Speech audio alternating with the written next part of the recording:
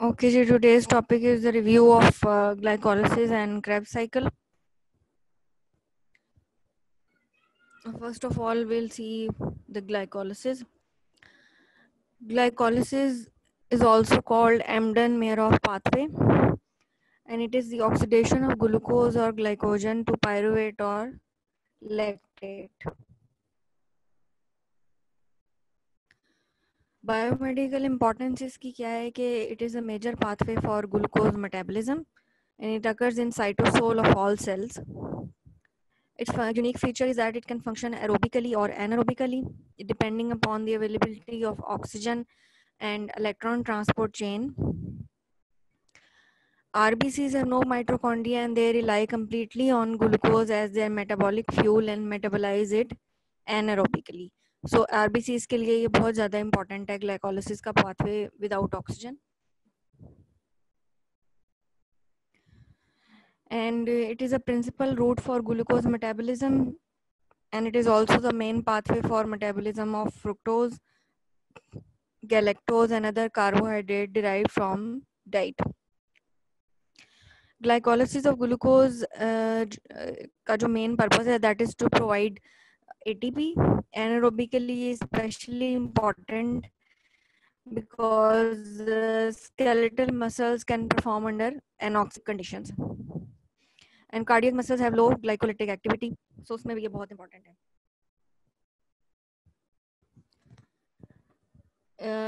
जो भी डिजीजेज हैं जिसके अंदर ग्लाइकोलिटिक एंजाइम या ग्लाइकोलिसिस के एंजाइम्स एब्सेंट होते हैं, these are seen as hemolytic anemias.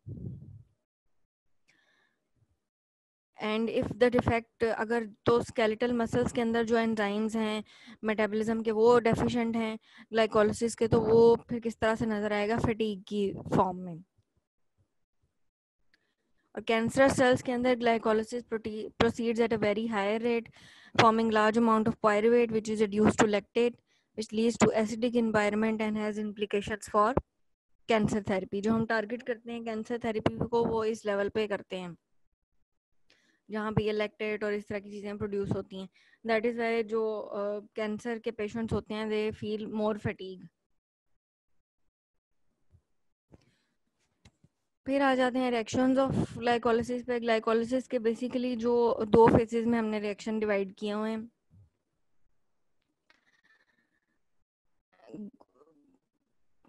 Glycolysis में glucose is converted into pyruvate in two stages. First 5 reactions of the glycolysis जो है ना, they correspond to energy investment phase. उसमें हम energy लगा रहे हैं. और next 5 reactions जो है ना वो correspond करते हैं into energy generation phase. These are the simple steps of glycolysis.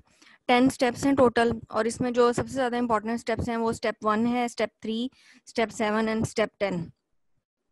ये वाले स्टेप्स जो हैं इनके एंजाइम्स भी आपको लाजमी याद होने चाहिए, और ये भी पता होना चाहिए ये वाले स्टेप्स इसमें कौन कौन सी प्रोडक्ट बन रही है. ठीक है, स्टेप 1, 1, 3, 7 एंड 10. इसको आप इस तरह से भी याद रख सकते हैं कि 3 और 7 को जब हम ऐड करते हैं तो वो 10 बन जाता है. तो 10 का 1 जो है वो एक 0 है और एक 1 है, तो 1, 3, 7 एंड 10. ये स्टेप्स इसके बहुत इंपॉर्टेंट है. सबसे पहले जो है हम एटीपी प्रोवाइड कर रहे हैं, ग्लूकोज से ग्लूकोज 6 फॉस्फेट बनता है, फिर ग्लूकोज 6 फॉस्फेट से फ्रुक्टोज 6 फॉस्फेट बनता है, फ्रुक्टोज 6 फॉस्फेट से फिर फ्रुक्टोज 1 6 फॉस्फेट बनता है, फिर वो चेंज हो जाता है इनटू ग्लिसरल्डिहाइड 3 फॉस्फेट. अब ग्लिसरल्डिहाइड 3 फॉस्फेट जो है ना वो जब 1 3 बिस फॉस्फोग्लिसरेट में कन्वर्ट होता है तो वहां से हमारे पास एटीपी जनरेशन होती है. 3 फॉस्फोग्लिसरेट बनता है, 2 फॉस्फोग्लिसरेट, फॉस्फोइनोल पायरुवेट बनता है और फिर पायरुवेट बनता है. और एंड वाला जो प्रोसेस है इसमें भी हमारे पास 1 molecule of ATP is being generated. ठीक है, और ये एंड वाला स्टेप इस डायग्राम में नहीं है. एंड वाले स्टेप में पायरुवेट से लैक्टेट बनता है. ठीक है, ये बायोकेमिकल पाथवे है, सिंप्लीफाइड डायग्राम ऑफ ग्लाइकोलिसिस, और इसमें साथ रेड कलर में एंजाइम्स लिखे हैं और ब्लैक कलर में आपके पास प्रोडक्ट्स हैं जो बन रही हैं. एंजाइम्स में पहले बता रही हूँ कि 1, 3, 7 एंड 10 ये आपको लाजमी पता होना चाहिए. मतलब एंड वाला, 7th वाला और ये जो फर्स्ट एंड थर्ड. ठीक है, इनकी बहुत इंपॉर्टेंस है। ये मैं एंजाइम्स का ना आपको नमूनिक बताऊंगी एंड में।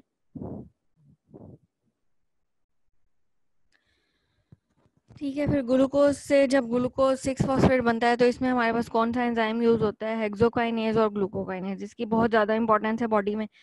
हेक्सोकाइनेज और ग्लूकोकाइनेज का डिफरेंस भी मैं आपको बताऊंगी एंड में। उसके बाद ग्लूकोज 6 फॉस्फेट से जब फ्रुक्टोज 6 फॉस्फेट बनेगा तो इसमें आप देख लें कि फ्रुक्टोज और ग्लूकोज आपस में आइसोमर्स हैं, तो उसमें हमारे पास आइसोमेरेज एंजाइम यूज होगा, फॉस्फोहेक्सोज आइसोमेरेज एंजाइम यूज होगा। फिर जब फ्रुक्टोज 6 फॉस्फेट से हमारे पास फ्रुक्टोज 1,6 बिसफॉस्फेट बन रहा है तो उस केस में हमारे पास PFK1 यूज होगा। फॉस्फो फ्रुक्टोज काइनेज 1 इसलिए इंपॉर्टेंट है बिकॉज ये रेगुलेशन और ग्लाइकोलिसिस में बहुत ज्यादा इंपॉर्टेंट है। फिर फ्रुक्टोज 1,6 बिसफॉस्फेट पे जब एल्डोलेज एंजाइम एक्ट करेगा तो वो उसको दो पार्ट्स में डिवाइड कर देगा, into glyceraldehyde 3 phosphate and dihydroxy acetone phosphate. दोनों जो है वो आपस में इंटरकन्वर्टेबल हैं।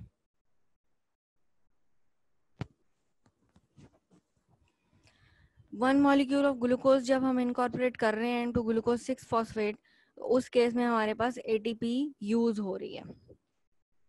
फिर उसके बाद जब फ्रुक्टोज 1,6 बिसफॉस्फेट बन रहा है तो cleavage of 6 carbon sugar to 3 carbon to 3 carbon sugars बन रही है, जिसमें ग्लिसरल्डिहाइड 3 फॉस्फेट बनता है हमारे पास और DHAP बनता है। फिर DHAP से जो आगे सारे प्रोसेसेस है ना, मतलब जो फर्स्ट 5 रिएक्शंस के बाद जो 6, 7, 8, 9 and 10, these are energy generation phases, और उसमें हमारे पास एंड में 2 मॉलिक्यूल्स ऑफ पायरुवेट बनते हैं और ATP जनरेट होती है। फर्स्ट स्टेप इज ग्लूकोज से ग्लूकोज 6 फॉस्फेट, इसमें हमारे पास ATP यूज हो रही है इन the presence of enzyme hexokinase और ग्लूकोकाइनेज। सेकेंड स्टेप इज इसमें फॉस्फोग्लूकोज आइसोमेरेज यूज हो रहा है और इसमें फ्रुक्टोज ग्लूकोज 6 फॉस्फेट से फ्रुक्टोज 6 फॉस्फेट बन रहा है। फिर फ्रुक्टोज 6 फॉस्फेट से जब फ्रुक्टोज 1,6 बिसफॉस्फेट बन रहा है तो इसमें अगेन ATP मॉलिक्यूल यूज हो रहा है और PFK1 यूज हो रहा है। PFK1 जो है वो किस तरह से रेगुलेट होता है? इन 3 चीजों से। एक तो ये कि ATP और सिट्रेट से। नेगेटिव साइन इसलिए शो किया हुआ है कि अगर ATP नहीं होगी तो ये प्रोसेस नहीं होगा, मतलब ये प्रोसेस नहीं होगा। और अगर साइक्लिक AMP ज्यादा होगी तो ये प्रोसेस ज्यादा होगा, बिकॉज साइक्लिक AMP से ATP ज्यादा बनेगी।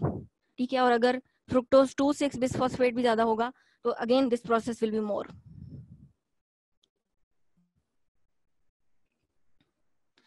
फ्रुक्टोज 1,6 बिसफॉस्फेट जो है that will be converted into glyceraldehyde 3 phosphate and dihydroxyacetone phosphate in the presence of enzyme triose phosphate isomerase, dihydroxy isomerase और एल्डोलेज भी कहते हैं इसको। फिर ग्लिसरल्डिहाइड 3 फॉस्फेट से जब हमारे पास 1,3 बिसफॉस्फोग्लिसरेट बन रहा है तो उस प्रोसेस में हमारे पास NAD यूज हो रहा है और NAD जो है वो रिड्यूस होके NADH और प्रोटॉन्स रिलीज कर रहे हैं। और एंजाइम इसमें कौन सा यूज हो रहा है? Glyceraldehyde 3 phosphate dehydrogenase. 1,3 बिसफॉस्फोग्लिसरेट से फिर हमारे पास 3 फॉस्फोग्लिसरेट बन रहा है और 1,3 बिसफॉस्फोग्लिसरेट जो है वो 2,3 बिसफॉस्फोग्लिसरेट में भी इंटरकन्वर्टेबल है। ये 2 एरोस जो लगाए हुए हैं ना, दैट शोज इंटरकन्वर्टेबिलिटी। और यहाँ पे हमारे पास ATP जनरेट हो रही है और जो एंजाइम यूज हो रहे हैं उसमें फॉस्फोग्लिसरेट काइनेज, म्यूटेज और फॉस्फेटेज।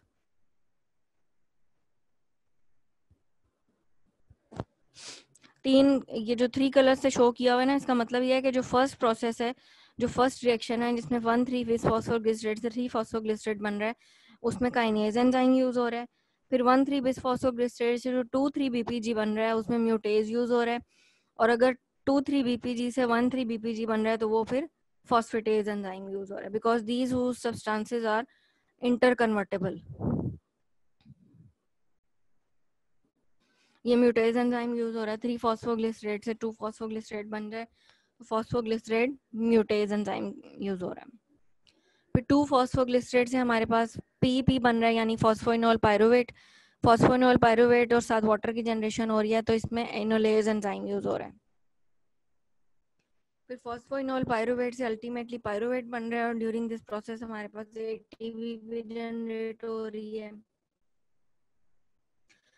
और इसमें पायरुवेट किनेज बन रहा है। और इस एंजाइम को पॉजिटिवली इफेक्ट कौन करता है? Fructose 1,6 bisphosphate. अगर फ्रुक्टोज 1,6 बिसफॉस्फेट की कंसंट्रेशन ज्यादा होगी तो पायरुवेट ज्यादा बनेगा।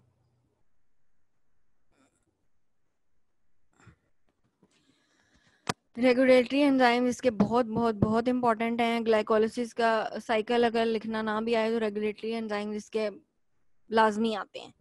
3 रेगुलेटरी एंजाइम्स में कौन कौन से हैं? Hexose, phosphofructokinase and pyruvate kinase. Phosphofructokinase जो है that is important for phosphorylation of glucose and इसके फीचर्स हैं हेक्सोकाइनेज और ग्लूकोकाइनेज का डिफरेंस ये आप लोग देख लो।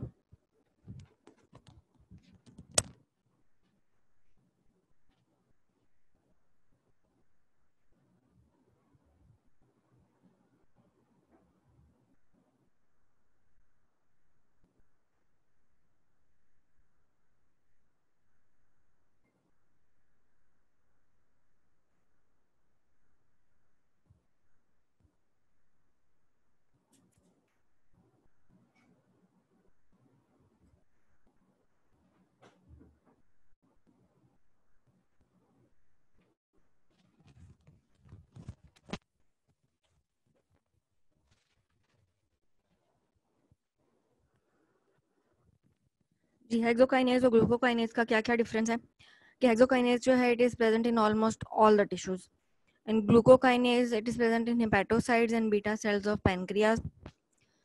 हेक्सोकाइनेज की जो स्पेसिफिसिटी है that is broad and glucokinase is specific only for glucose as the name suggest. Hexokinase का जो hexokinase has a low km value and glucokinase has a high km value. Hexokinase has a high affinity and glucokinase has low affinity.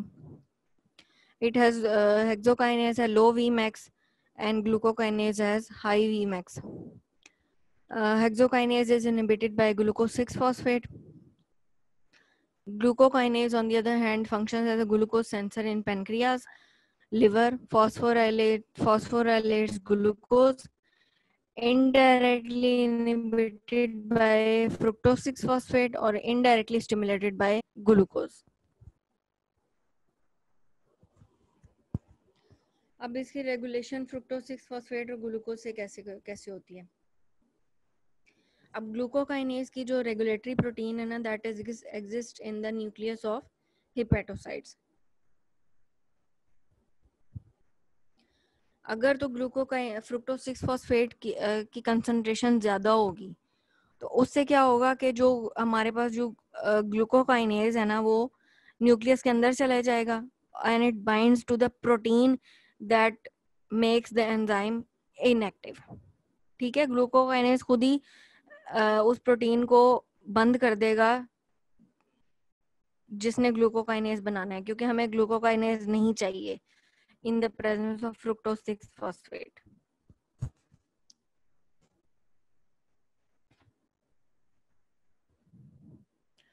अब अगर glucose level ज्यादा हो गया यानी fructose 6-फॉस्फेट से glucose ज्यादा बन गया है तो उस केस में क्या होगा कि वही जो ग्लूकोकाइनेज जिसने जाके अपनी ही प्रोटीन को बंद किया था जाके लिवर के सेल्स के अंदर, वो क्या करेगा कि वो साइटोसोल के अंदर दोबारा वापस आ जाएगा, मतलब न्यूक्लियस से निकल के साइटोसोल में वापस आ जाएगा अपना फंक्शन परफॉर्म करने के लिए।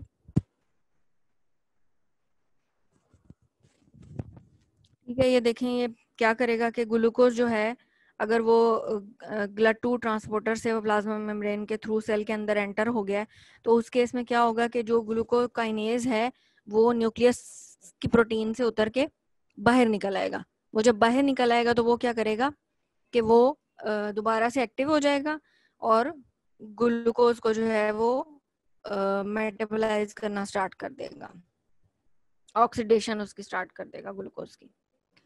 फिर सेकंड जो स्टेप है that is regulation bye insulin. Glucokinase activity जो है वो इंसुलिन से इंक्रीज होती है। इंसुलिन से क्यों इंक्रीज होती है? Because as we all know, insulin का क्या फंक्शन है हमारी बॉडी में कि वो ग्लूकोज को मेटाबोलाइज करती है। Insulin is a metabolizing hormone for stabilizing the carbohydrates. तो मेजर कार्बोहाइड्रेट जो हमारे बॉडी में होता है that is the glucose. Insulin क्या करती है कि जब भी ग्लूकोज बॉडी में जब भी हम खाना खाते हैं तो इंसुलिन रिलीज होती है। इंसुलिन जब रिलीज होती है तो ट्रांसक्रिप्शन ऑफ ग्लूकोकाइनेज बढ़ जाती है।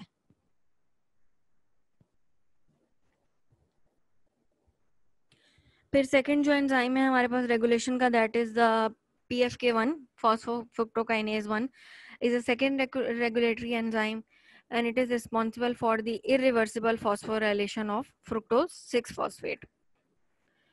It is the most important control point, the rate limiting and committed step of glycolysis. This is very very important. इसीलिए मैं बार बार कह रही थी कि स्टेप नंबर 1, 3, 7 and 10 बहुत इंपॉर्टेंट है बिकॉज इसमें एंजाइम्स बहुत इंपॉर्टेंट है। यहाँ पे रेगुलेशन होती है, रेट लिमिटिंग स्टेप्स है। तो PFK1 जो है ये वाला जो स्टेप है that is a rate limiting step and committed step of glycolysis. And PFK1 is controlled by ATP, fructose 6 phosphate and fructose 2,6 bisphosphate.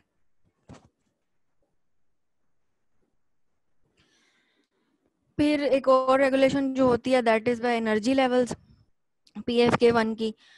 PFK1 is inhibited by high levels of ATP and inhibited by elevated levels of citrate, activated by high levels of AMP and most potent activator जो है इसका that is fructose 2,6 bisphosphate.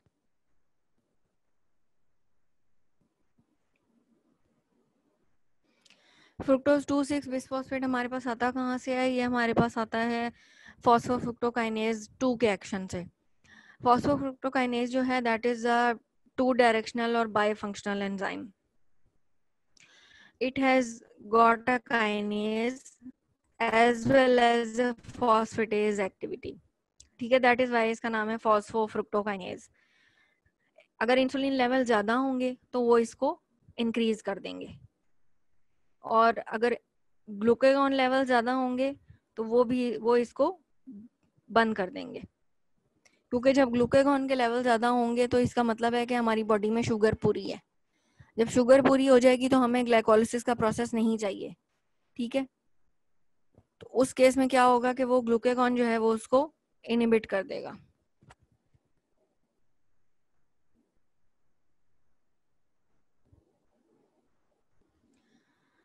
फिर एक जो step है important that is the conversion of glyceraldehyde 3 phosphate to 1,3 bisphosphoglycerate is the first oxidation reduction reaction.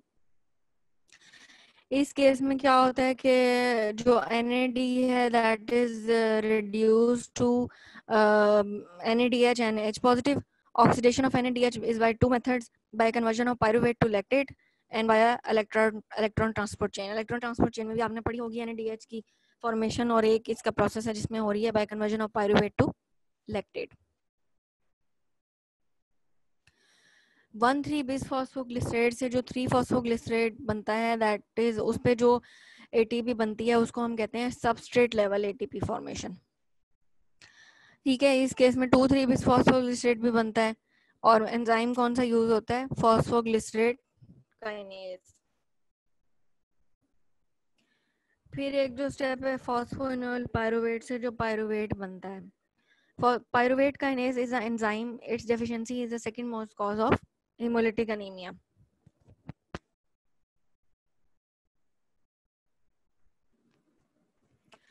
Last step जो है glycolysis का जिसमें पायरुवेट से लैक्टेट बनता है। It is a major fate for pyruvate in lens, cornea, kidney, medulla, testis, leukocytes and RBCs. Lactate formation also occurs in exercising muscles and lactate consumption जो है वो किसकी इंपॉर्टेंट? लिवर में होती है और हार्ट में होती है। कभी भी आप देखें बहुत ज़्यादा वॉक करें या बहुत ज़्यादा ट्रेडमिल यूज़ करें या एक्सरसाइज करें तो काफ मसल्स में दर्द सी शुरू हो जाती है। वो दर्द किसकी होती है? बिकॉज एक्सरसाइजिंग मसल्स में ग्लूकोज की ऑक्सीडेशन ज़्यादा होती है तो पायरुवेट ज़्यादा बनता है और पायरुवेट ज़्यादा कन्वर्ट होता है इनटू लैक्टेट।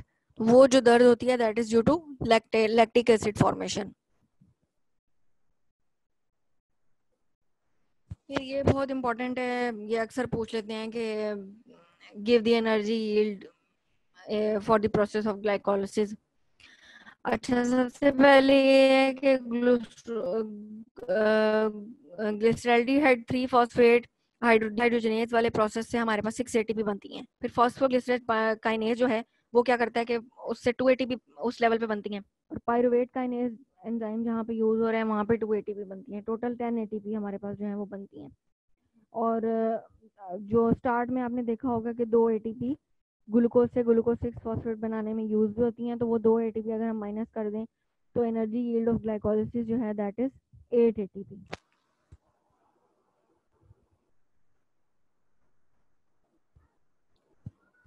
ये सिंपल उसका ब्रेकअप लिखा हुआ है कि ये किस तरह से बनती है। पाथवे ग्लाइकोलिसिस है, रिएक्शन जो एंजाइम कैटालाइज कर रहा है वो फर्स्ट है दैट इज डिहाइड्रोजिनेज एंजाइम। इसमें जो एटीपी बन रही है हमारे पास respiratory chain oxidation of 2 NADH। NADH जो ऑक्सीडेशन हो रही है NAD में, उसमें एटीपी बन रही है 6 एटीपी पर मोल ऑफ ग्लूकोज। फिर फॉस्फोग्लिसरेट काइनेज जहाँ यूज हो रहा है उसमें सबस्ट्रेट लेवल फॉस्फोराइलेशन हो रही है, उसमें एटीपी 2 मोल्स एटीपी बन रही है, 2 एटीपी मॉलिक्यूल्स बन रहे हैं पर mole of glucose. Pyruvate kinase यहाँ पे यूज हो रहा है that is also substrate level phosphorylation, और इस पे भी 2 एटीपी बन रहे हैं हमारे पास, और 2 एटीपी जो स्टार्ट वाले निकाल दें तो फिर 10 - 2 8 एटीपी नेट बन रहे हैं। फिर लास्ट जो रेगुलेशन है ग्लाइकोलिसिस की that is the hormonal regulation, that is the short term regulation, और इसमें फॉस्फोराइलेशन और डीफॉस्फोराइलेशन ऑफ हार्मोन्स होती है। It is slow. फिर कभी कभी ये 0.5 मार्क्स का एक आध बार क्वेश्चन आया हुआ है आपके पास पेपर्स में कि what are the alternate fates of pyruvate. Pyruvate जो है वो कन्वर्ट हो सकता है इनटू लैक्टेट, ऑक्सैलोएसीटेट और इथेनॉल। लर्निंग रिसोर्सेज जो हैं वो आपकी लिपिनकॉर्ड बायोकेमिस्ट्री थी।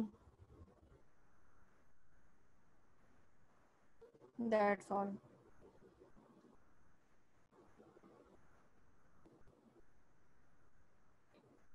ओके, अब आप 5 मिनट्स की ब्रेक ले लो, फिर मैं आपको TCA कराती हूँ।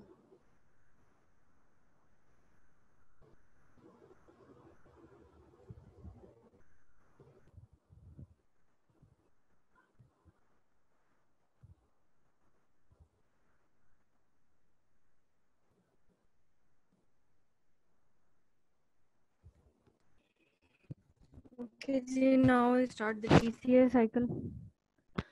लर्निंग ऑब्जेक्टिव्स क्या क्या हैं, आपको क्या क्या पता होना चाहिए कि formation and fate of pyruvate इसमें क्या क्या है, और दूसरे ये कि पायरुवेट डिहाइड्रोजिनेज कॉम्प्लेक्स क्या चीज़ है और इसकी क्या रेगुलेशन है और क्लिनिकली इसकी क्या इंपॉर्टेंस है। फिर try carboxylic acid cycle and it's एम्फीबोलिक nature, reactions of TCA cycle and their regulation, role of vitamins in TCA cycle and total energy yield from TCA cycle।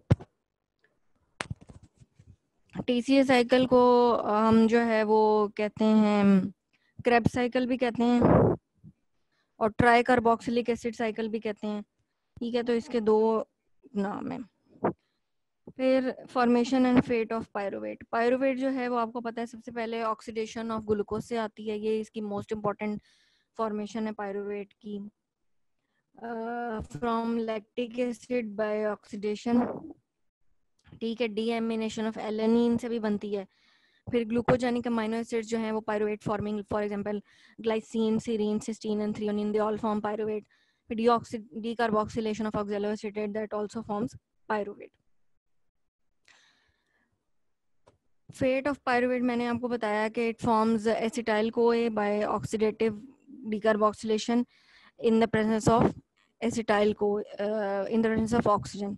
Acetyl CoA क्यों important है, because acetyl co ए ने ही TCA cycle में enter करना है।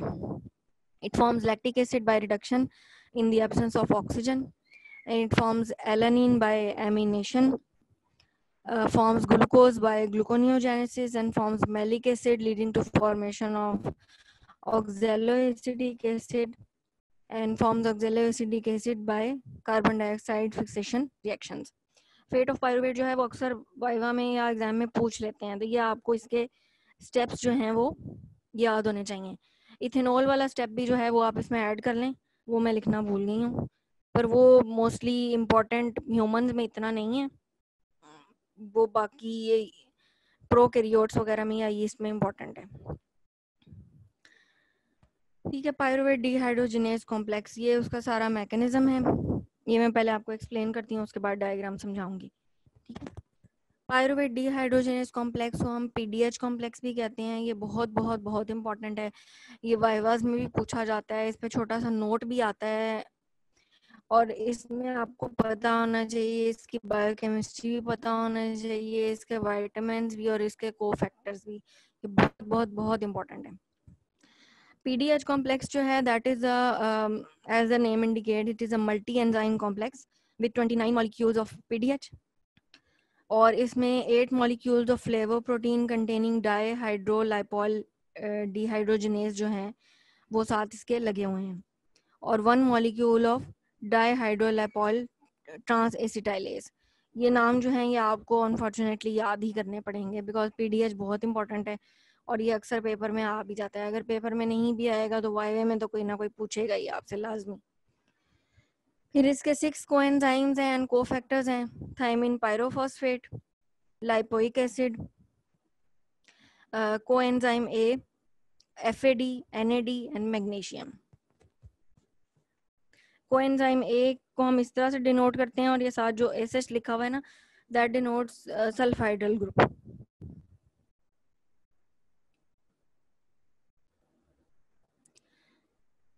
ये simple जो है ये PDH कॉम्प्लेक्स की थोड़ी समरी उन्होंने बताई हुई है. ठीक है, PDH कॉम्प्लेक्स का बेसिकली फंक्शन क्या होता है? Pyruvate dehydrogenase complex. मतलब ये कि वो पायरुवेट के अंदर से हाइड्रोजन निकाल देगा और वो पायरुवेट को चेंज कर देगा इनटू डिफरेंट फेट्स. तो पायरुवेट डिहाइड्रोजिनेज कॉम्प्लेक्स का ये मकसद है. डी का मतलब होता है रिमूवल, और हाइड्रोजिनेज मतलब ये कि हम उसमें से हाइड्रोजन निकाल रहे हैं. रेगुलेशन किस तरह से होती है कि सबसे पहले इसकी 2 टाइप्स की रेगुलेशन है. एक तो ये कि हमने इसको इनएक्टिव से एक्टिव फॉर्म में कैसे कन्वर्ट करना है, और फिर एक्टिव को इनएक्टिव में कैसे कन्वर्ट करना है.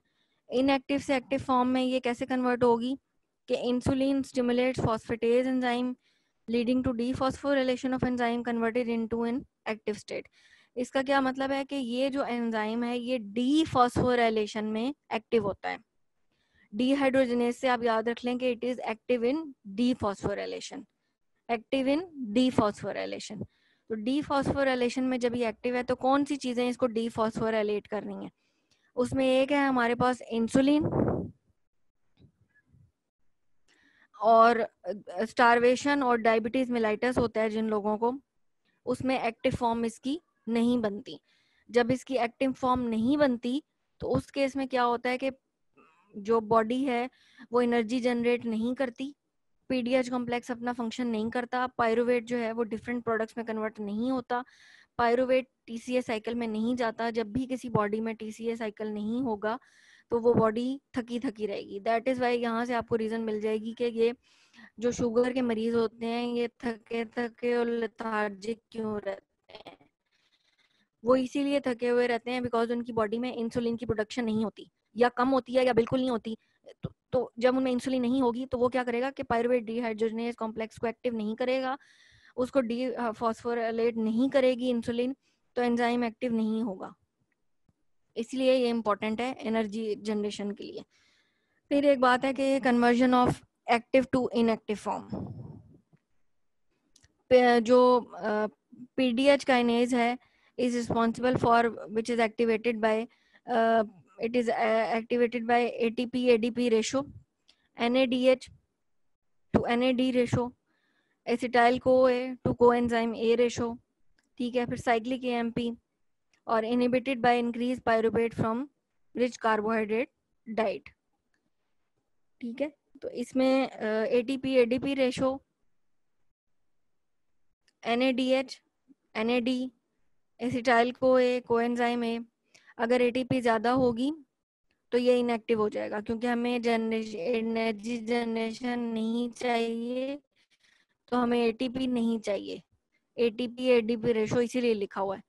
NADH अगर ज्यादा है तो फिर भी हमें ये नहीं चाहिए। अगर एसिटाइल को ज्यादा है तो एसिटाइल को कोएंजाइम ए है, तो उस केस में भी ये हम इनएक्टिव फॉर्म में कन्वर्ट हो जाएगा। अगर साइक्लिक AMP ज्यादा है तो उस केस में भी ये इनएक्टिव में कन्वर्ट हो जाएगा। और अगर कार्बोहाइड्रेट रिच डाइट ज्यादा ले रहे हैं तो उस केस में भी जो पायरुवेट है वो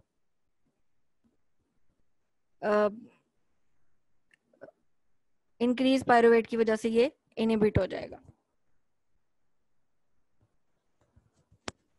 क्लिनिकल कोरिलेशन इसकी क्या है? क्लिनिकल कोरिलेशन ये है कि ये सब लिपिन कॉर्ड से ये लेक्चर बना हुआ है कि जो भी पॉइजनस आयंस हैं, लाइक आर्सेनिक के आयंस हैं या मरकरी के आयंस हैं, जो इसमें आपको मैंने लाइपोइक एसिड एक चीज बताई थी जो इसके साथ लगी हुई होती है एज अ कोफैक्टर, उसमें जो सल्फ हाइड्रल ग्रुप होता है उसको इनहिबिट कर देते हैं आर्सेनिक और मरकरी के आयंस। फिर deficiency of dietary deficiency of vitamin B1, वो किस वजह से होती है? वो अगर हो तो उस केस में भी जो PDH कॉम्प्लेक्स के जो कोफैक्टर्स हैं वो सही तरह से काम नहीं करते, बिकॉज उसके लिए विटामिन B1 रिक्वायर्ड होता है। फिर जो लोग अल्कोहलिक होते हैं, अल्कोहलिज्म की प्रॉब्लम होती है जिनको, उसमें न्यूट्रिशनल डेफिशिएंसी ऑफ थायमिन होती है। विटामिन के टॉपिक में आप पढ़ चुके होंगे। उस केस में भी PDH कॉम्प्लेक्स जो है वो इनहिबिट हो जाता है। फिर inherited deficiency of PDH complex कि एंजाइम जो है वो सीरियस है, जेनेटिक लेवल पे उसकी कोई म्यूटेशन है और वो एंजाइम सही तरह से बना नहीं है, उसमें कोई प्रोटीन डेफिशिएंट है या एक्स्ट्रा है, तो एंजाइम अपना फंक्शन पूरा नहीं कर रहा।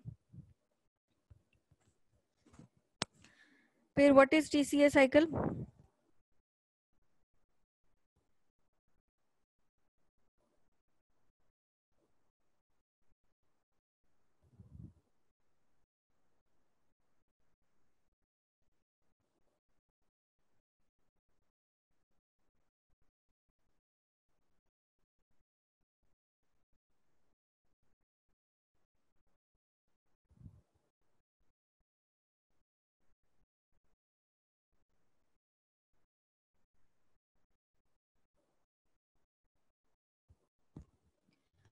TCA साइकिल की डेफिनेशन क्या है कि it is the final common pathway for carbohydrates, proteins and fats through formation of 2 carbon unit acetyl CoA।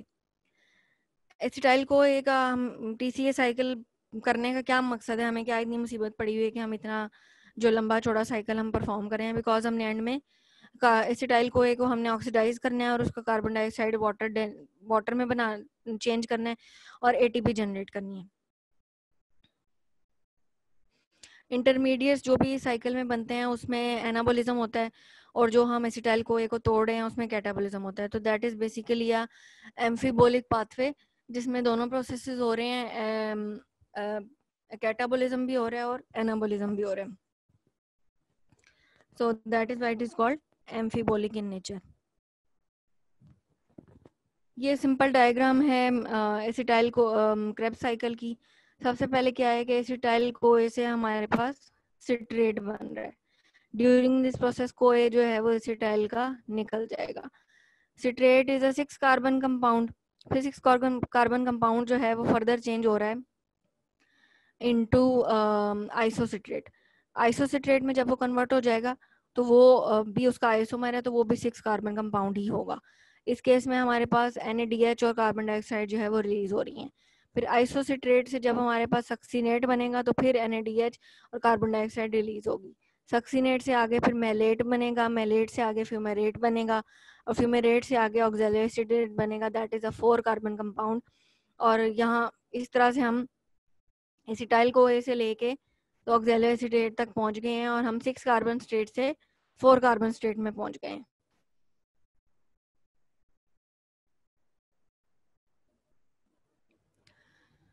फिर इसकी एम्फीबोलिक नेचर क्या है? दैट इज एनाबोलिक रोल इसका ये है कि synthesis of non essential amino acids through transamination, formation of glucose, gluconeogenesis, fatty acid synthesis. Acetyl CoA is the starting material for palmitic acid which is formed outside the mitochondria. Synthesis of cholesterol and steroids, heme synthesis succinyl CoA use होता है उसमें, formation of एसिटोएसिटाइल कोए via कीटोलाइसिस involving succinyl कोए। ये सारी चीजें जो हैं ये इसमें बहुत इंपॉर्टेंट है। ये डायग्राम आप लोग रहने दें, ये बहुत छोटी है।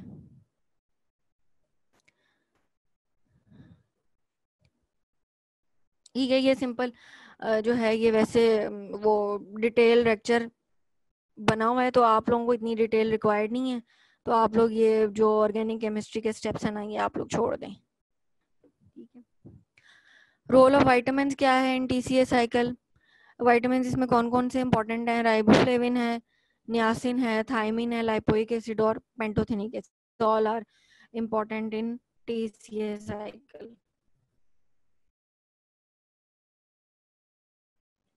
This is another simplified diagram of TCA cycle, जिसमें ये बताया है कि एनर्जी कितनी जो है वो रिलीज हो रही है। टोटल जो एटीपी जनरेट होती है टीसीए साइकिल से, दैट इज 38 एटीपीज, और 2 एटीपी जो हैं वो यूज होती हैं इसके अंदर, तो टोटल 36 एटीपी जो हैं वो इसमें जनरेट होती हैं।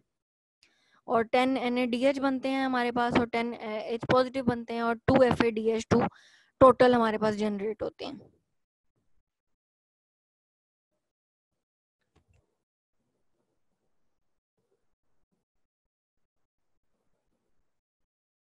So that is all about mnemonic. Oh, sorry, that is all about TCA cycle. I will share the memory tricks for these two pathways, that is glycolysis and TCA, on WhatsApp. So please save them or write them wherever you want.